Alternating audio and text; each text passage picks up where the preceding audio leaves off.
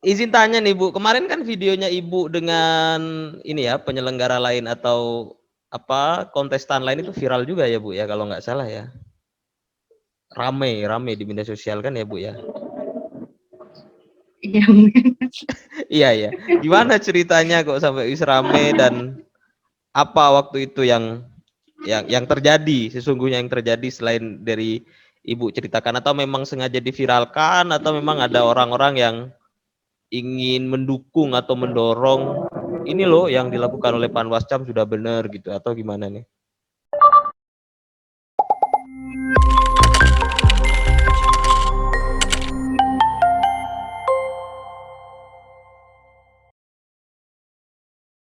Assalamualaikum Iya. warahmatullahi wabarakatuh, sahabat Bawaslu dimanapun berada. Hal- Ya kita sampai pada edisi untuk memperingati Hari Kartini, di mana Kartini pada hari ini tidak lagi ditemukan di pusat kota, tidak di Jakarta atau di Surabaya, tetapi di daerah yang itu memiliki semangat yang sama, spirit yang sama seperti Kartini. Salah satunya adalah Bu Novia. Bu Novia ya Bu ya, Panwascam. Iya. Beliau adalah salah seorang Jabatan. Panwascam pada gelaran Pilkada tahun 2020 lalu, di mana beliau salah seorang perempuan yang dengan kegigihannya, keberaniannya, sampai kemudian dipersekusi atau dalam tanda petik mendapatkan perlakuan kekerasan dari oknum-oknum tertentu yang tidak mau tidak mau terhadap perlakuan daripada pengawas itu sendiri. Malam ini syutingnya ketika habis tarawih. Malam ini kita sudah tersambung secara daring dengan Bu Novia yang posisinya di Besuki ya Bu sekarang ya Bu ya. Iya. Barangkali bisa kita ngawalinya dengan santai-santai mungkin Bu. Barangkali bisa diceritakan apa yang terjadi pada Pilkada 2020 yang dialami oleh jenengan sebagai Panwascam saat itu yang mendapatkan perlakuan kekerasan dari oknum-oknum tertentu yang mengganggu terhadap keberadaan demokrasi pada perjalanan demokrasi kita. Monggo Bu, mungkin sebelum kita diskusi lebih dalam ya. Assalamualaikum warahmatullahi wabarakatuh. Waalaikumsalam. Ketika saya melakukan pengawasan, kebetulan saya berada di Desa Blimbing. Kalau situ ada salah satu calon yang kita melakukan pengawasan, beliau tidak mau kita melakukan pengawasan. Alasannya Ya. dia sudah waktu itu kita tanya izinnya, Mas. Iya benar. Bapak, apakah sudah ada SPPTK-nya? Dia bilang, saya tidak perlu ada SPPTK karena saya setiap hari sudah melakukan kampanye. Jadi ketika melakukan pengawasan, kita tidak diperkenankan melakukan dokumentasi, tidak boleh masuk di dalam satu ruangan. Saya tidak boleh melakukan apa-apa, pokoknya harus diam. Kalau bisa saya tidak boleh melakukan pengawasan. Jadi semua yang kayak HP tidak boleh kita foto, kita tidak boleh merekam, tidak boleh apa-apa. Kalau bisa kita melakukan pengawasan ketika beliau itu mau berkampanye atau melakukan visi misinya, tidak boleh ada dokumentasi sama sekali. Tapi kita sebagai Panwas yang sudah punya yang namanya disumpah dan dijanji di hadapan Allah, makanya saya tetap melakukan pengawasan walaupun di situ kita disuruh pergi waktu itu tidak boleh melakukan kesalahan pengawasan. Apa perlakuan buruk yang dialami oleh Ibu nih, yang dialami oleh Ibu? Diusir, kekerasan secara verbal atau bahkan secara fisik nih? Yang dialami waktu itu. Kalau fisik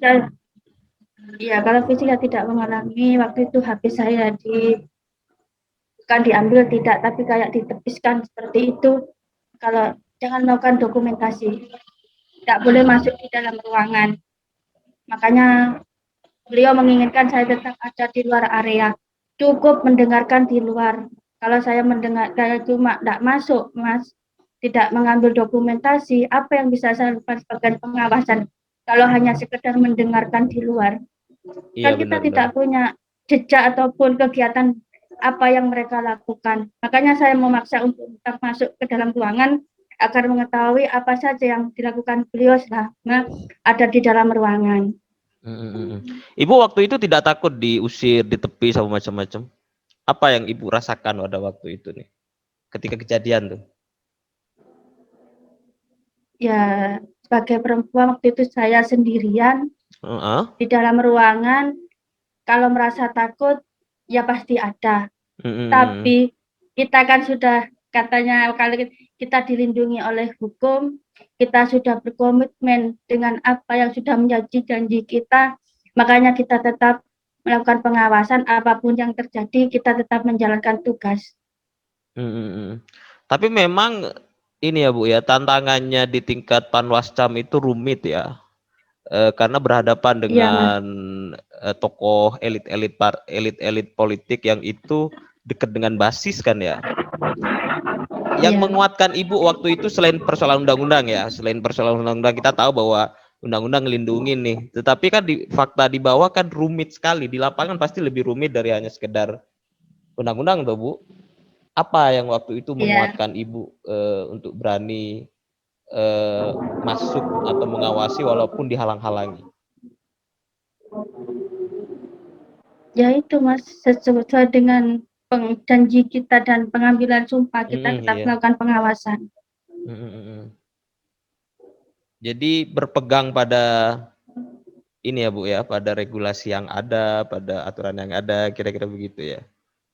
Atau gimana? Ada Iya. keluarga gimana waktu itu Bu melihat situasi ketika Ibu diusir gitu kan? Mendukung atau Waktu itu kan malah keluarga saya khawatir tidak. nih? Ya enggak, kebetulan suami saya waktu itu kan dengar juga bilang gini cuma suami saya, kamu waktu itu waktu diusir mundur enggak saya tetap menunggu sampai selesai. Kamu dilakukan bagaimana? Ya saya bicara apa adanya. Akhirnya saya disuruh coba disampaikan sama Bawaslu Kabupaten apa yang langkah-langkah yang terjadi jika panwascamnya terjadi seperti ini. Dan sudah saya sampaikan kepada Ketua Bawaslu, dan di bagian itu saya berhubungan dengan Pak Murtabi dan Mbak Devita sama Mas Citro. Ya, akhirnya ada langkah-langkah khusus pengawalan-pengawalan untuk menguatkan Ibu ya, atau gimana nih habis itu? Rame nggak Situbondo waktu itu habis kejadian Ibu nih? Iya Pak. Gimana ya Pak dong, jangan Bagaimana Bapak Pak? dong. Rame nggak waktu itu Situbondo Oh iya pasca lupa. perlakuan Ibu? Oh Gimana gimana? rame, rame waktu itu. Karena Dan pertama kita sudah didukung dari keluarga, komitmen dari suami kita sudah diizinkan, dari teman-teman kita sudah juga didukung. Makanya kalau sudah ada dukungan, kayaknya persoalan apapun terasa ringan. iya sih. Saya pernah baca berapa penelitian yang ditulis oleh ini Bu Prasri Kandi pemilu di Jawa Timur oleh pengawas perempuan di tingkat kabupaten. Nah, salah satu faktor katanya perempuan itu tidak mau jadi pengawas pemilu itu karena yaitu ada ancaman, ada kekerasan, ada intimidasi. Selain kasus verbal itu yang dialami ketika kampanye, ada nggak Ibu pernah ngalamin sesuatu yang lain, misalkan tekanan atau ancaman dari oknum-oknum tertentu lah kira-kira? Kedengaran nggak Bu suara saya Bu? Kalau ancaman itu biasanya secara lisan kadang masih muncul dari benak orang-orang di sekitar kita itu. Iya. Tapi kalau misalnya kita bisa menyelesaikan, tidak ada persoalan itu, tidak ada bisa diselesaikan. Iya. Makanya kalau kita tidak berbicara dengan undang-undang, kita berbicara tentang hubungan kekeluargaan, persuasif itu yang perlu kita komunikasikan. Karena kalau bicara soal itu, orang-orang elit politik itu lebih paham kalau tentang undang-undang itu lebih mengetahui kadang. Iya Makanya benar. hubungan persuasif itu lebih enak kita jalin komunikasi dengan orang-orang seperti itu ketimbang bicara tentang undang-undang. Iya. Daripada ancaman-ancaman secara ini mungkin ada, tetapi tidak sampai ke fisik ya Bu ya. Tidak sampai kekerasan fisik ya. Enggak pernah Mas. Ya cuma sentuhan kayak kalimat-kalimat itu saja. Itu berpengaruh nggak ya Bu? kalau di jalan gitu aja. Oh, hati-hati di jalan gitu, diancam-ancam begitu ya? Tidak. Ada nggak pengaruh? Kenapa harus berpengaruh Mas? Oh iya. Maksudnya begini, ada nggak pengaruh misalkan sikap atau perlakuan oknum-oknum tertentu terhadap perempuan yang itu ingin ini loh Bu, ingin masuk di dunia politik, ingin jadi pengawas pemilu. Ada nggak itu pengaruhnya karena dunia politik dianggap sebagai dunia yang keras sehingga partisipasi perempuan jadi rendah? Ada nggak Bu? Di situ Bondo nih, Ibu melihatnya gimana nih? Saya selalu UNAS Mas. Terlalu apa? Temannya Pak Murtabi. Temannya Pak Murtabi. Kenapa? Gimana? Kalau di situ Bang, kalau dulu-dulunya mungkin iya Mas, sekarang kan sudah enggak. Sahabat-sahabat kita dari perempuan itu kayaknya sudah mulai pingin bergerak, pingin maju, bukan lagi tetap ya seperti kemarin-kemarin, karena kita tahu sekarang antara laki-laki dan perempuan itu kedudukannya sama. Oh, pemikiran bahwa perempuan dan laki-laki sama sudah ada di Situbondo juga ya? Maksudnya sudah banyak perempuan yang menganggap ya siapa tahu kan masih belum. Dari dulu sudah Mas. Iya. Ibu berapa tahun di Panwascam? Saya mulai 2 kali Mas, 2 kali periode ini saya. 2 kali periode pilkada ya atau pilgub kemarin? Oh, ya pilgub ya. Oh, pilgub, yang pilkada baru 1 kali ini. Oh, yang kemarin pilgub. Pemilu belum? Kalau yang pemilu 2019 sudah jadi ini belum? Sudah. Oh. Sudah tidak Mas Cam. Oh, luar biasa ya. Apa yang paling menarik dari jadi Panwascam, Bu? Yang pengalaman paling diingat itu apa nih? Ya kalau sudah turun ke lapangan yang enak Mas. Apa yang Ibu di divisi apa? Lebih enak saya kalau kemarin di BHL, sekarang di HPT yang Bupati barusan. Kalau di BHL kita memang langsung bersentuhan dengan tahap-tahapan. Ketika di HPP ini kayaknya prosedurnya sesuai dengan itu, sudah peraturan dengan hukum. Tapi lebih enak kalau kita lakukan kegiatan itu sudah kontraksi dengan masyarakat, itu lebih enak. Apa kok bisa lebih enak? Apa nih? Lebih turun ke lapangan ya, nggak hanya teori ya Bu ya? Iya, kalau misalnya teori kayaknya kalau misalnya di lapangan itu kita bisa mengetahui persoalan yang sebenarnya, Mas. Iya. Kalau tidak seperti sesuai dengan apa yang ketika dijelaskan. Oh, di teori ya. Kalau di Besuki nih Bu, apa nih persoalan paling rumit yang menurut Ibu nih kalau ngomong pilkada, persoalan perempuan juga, apa nih yang paling rumit nih selama pengalaman nih? Kita kan bisa sharing-sharing kan, siapa tahu menginspirasi banyak orang kan. Persoalan paling rumit yang muncul di situ itu ya hubungan persuasifnya itu, Mas. Karena di sana tuh paling terpengaruh dari kiai. Oh, kiai. Itu yang pertama. Jadi ketika kita kalau sudah menjadikan pengawasan, kalau sudah berhubungan seperti orang nomor 1 di situ bodoh, kayaknya kita ini sudah tidak diperhitungkan sudah.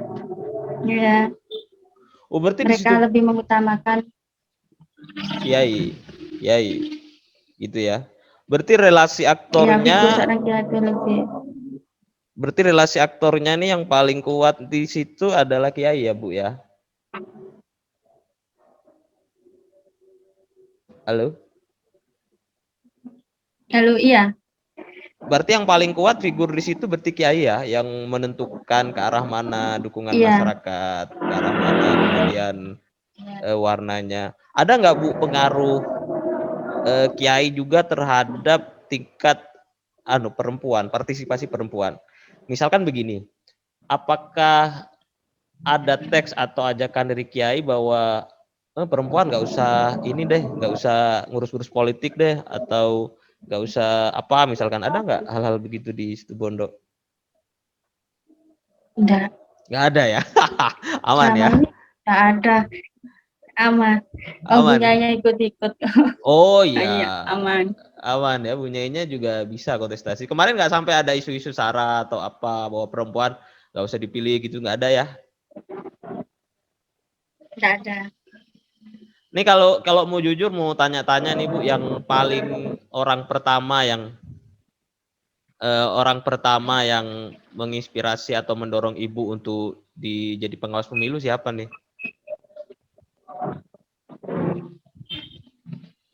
Suami. Oh, suami pertama niatan bilang diri sendiri. Oh iya. Terus yang kedua ketika kita ngomong sama Mas, sama suaminya, iya sudah. Luar biasa ya suaminya ya, bisa mendorong Ibu untuk aktif di dunia penyelenggara ya. Tidak semua suami loh Bu bisa mengizinkan istrinya, ya nggak sih? Atau gimana nih? Nah, emang diizinkan. Ketika saya minta izin diizinkan. Atau suami pernah punya pengalaman sebagai penyelenggara? Iya, tahun 2009. Oh gitu. Jadi pernah jadi penyelenggara pemilu. Iya. Banyak nggak sih Bu di Situbondo yang pengawas perempuan itu? Bukan banyak, tapi ada, memang yang didominan masih laki-laki. Apa tuh faktornya kenapa lebih dominan laki-laki nih di Situbondo nih? Menurut Ibu nih? Kalau persoalannya itu kemarin, kalau kita pemikiran kita sendiri sebagai perempuan, pasti sama-sama bisa.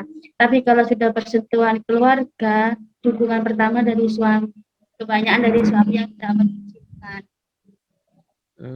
Kalau sudah keluar malam, kita sering ngobrol-ngobrol sama lawan jenis, itu kan jadi persoalan. Makanya harus didukung dengan adanya suami yang pengertian. Oh, pengertian dong, harus dong. Izin tanya nih Bu, kemarin kan videonya Ibu dengan ini ya, penyelenggara lain atau kontestan lain itu viral juga ya Bu ya, kalau nggak salah ya. Rame di media sosial kan ya Bu ya. Iya. Gimana ceritanya kok sampai rame, dan apa waktu itu yang terjadi, sesungguhnya yang terjadi selain dari Ibu ceritakan, atau memang sengaja diviralkan, atau memang ada orang-orang yang ingin mendukung atau mendorong ini loh yang dilakukan oleh Panwascam sudah benar gitu, atau gimana nih? Kalau memviralkan, kita tidak memviralkan, siapa tidak ada. Nggak ada ya. Apapun nggak ada. Bagian tugas dari pengawasan itu sudah menjadi kewajiban kita. Kalau misalkan memviralkan, kita tidak masuk. Waktu itu sampai, kalau nggak salah, sampai demo di tingkat, ada demonstrasi dukung pengawas kalau nggak salah ya di Situbondo ya Bu ya. Ya. Ramai sekali. Saya mengikuti. Iya. Saya mengikuti berapa waktu itu, luar biasa nih Bu. Ternyata Bu Novita, aktornya yang kemudian bisa membuat geger Situbondo, karena sensitif juga ya Bu ya, ngomong tentang pengawas perempuan diperlakukan dengan tidak wajar, itu kan menjadi satu isu yang harus dikawal bareng-bareng, ya nggak sih Bu? Atau gimana nih? Gimana? Kalau dikawal bareng-bareng, yang memang harus Mas. Karena sesuatu itu kalau dilakukan sendirian tuh enggak seru.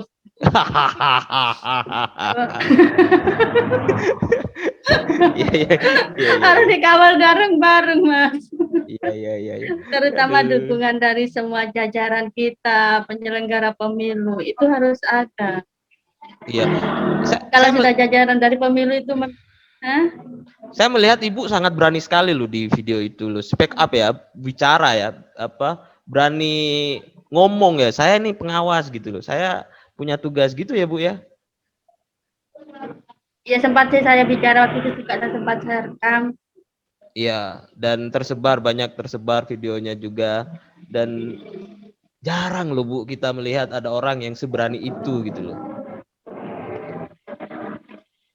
Yang ada di pikiran Ibu selain undang-undang apa waktu itu? Nggak ada sih, ketika kita merasa dalam keadaan kepepet, kayaknya undang-undang sudah nggak ingat lagi ya. Iya. Spontanitas aja. Iya, spontanitas dan nggak takut dan iya, harus ada. ngomong. Memang harus ngomong. Lupa kita dengan itu. Terpengaruh lapangan juga ya Bu ya, emosi di lapangan ya Bu ya. Iya. Iya. Pasca kejadian itu ada nggak kejadian ikutan Ibu di Satroni atau diperlakukan bagaimana waktu itu pasca kejadian itu? Ada nggak misalkan dari oknum-oknum tertentu yang itu malah intimidasi atau apa? Ada nggak Bu? Nggak ada, Mas. Aman ya.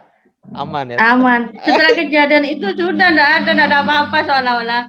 Seolah-olah nggak ada, tapi demo Bu di kabupaten demo ya ke Bawaslu ya, rame-rame orang-orangnya. Iya nggak sih? Iya. Tapi kita yang ngalamin tuh selesai di situ sudah, Mas. Habis kejadian itu ya seolah-olah nggak ada apa-apa seperti itu. Seolah-olah nggak ada apa-apa, slow aja Ibu ya, nggak terlalu mendramatisir ya ternyata ya. Repot juga kita ini mau menguak fakta di balik cerita itu ya.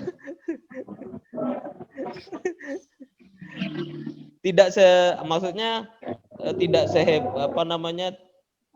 pasca itu selesai gitu ya Bu ya. Sebenarnya cerita itu selesai, tapi kan tidak semudah itu ketika di lapangan dan berhubungan dengan teman-teman.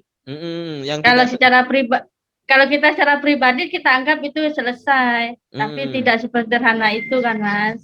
Iya. Saya masih di kontak. Yang tidak sederhana itu gimana maksudnya Bu?